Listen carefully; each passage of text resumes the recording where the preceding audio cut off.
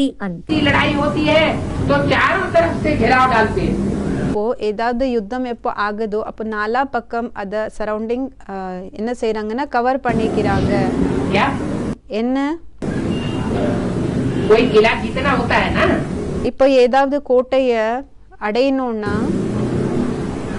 तो जो जीतने वाली सेनाएं जो बाहर से आक्रमण करती हैं, அப்போ வெற்றியை அடையிறதுக்காக சேனைகள் என்ன வெளியிலிருந்து தாக்குறாங்களோ वो क्या करती है?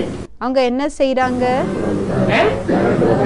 वो चारों तरफ से घेर करके घेराव डाल करके आक्रमण करने की तैयारी करती है. அவங்க நாலா பக்கம் அத கவர் பண்ணி அந்த கோட்டைய தாக்குறதுக்காக தயாரி பண்ணிக்கிறாங்க. सब तरफ से अटैक करते हैं. எல்லா பக்கத்துல இருந்து கூடயும் அட்டாக் பண்றாங்க, தாக்குறாங்க. क्या என்ன चारों तरफ से किले में अटैक होने लगे, நாலா பக்கத்துல இருந்து அந்த கோட்டையில அட்டாக் ஆகிறதுக்கு ஆரம்ப ஆச்சுன்னா सब धर्म की स्थापना करने वाले किले में உண்மையான தர்மத்தை ஸ்தாபனை பண்ணக்கூடிய அந்த ஒரு கோட்டையில और अंदर किले के अंदर बैठने वाले आपस में झगड़ रहे हो, फूट पड़ी हुई हो, பிறகு உள்ள இருக்கக்கூடிய அந்த கோட்டைக்குள்ள இருக்கக்கூடிய அவங்களே சண்டை போட்டுக்கிட்டு இருக்காங்க. அவங்களுக்குள்ளேயே ஒற்றுமைன்றது இல்ல. तो सद्धर्म की स्थापना करनी हो जाएगी? அப்போ சத்தர்மத்தினோட ஸ்தாபனைன்றது ஆயிடுமா? हैं? नहीं हो सकती ना. ஆகாது இல்லையா? ஆக முடியாது இல்லையா?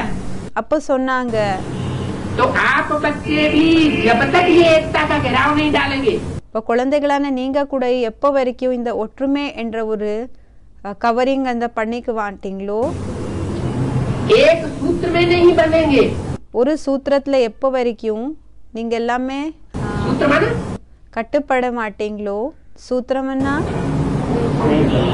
एक ज्ञान के सूत्र में ஒரு ஞானத்தினோட சூத்திரத்துல जो एक की आवाज वो सब की आवाज, ஒருத்தர் என்ன சொல்றாங்களோ அது எல்லாருமே சொல்லணும். जो एक का वाइब्रेशन वो सब का वाइब्रेशन.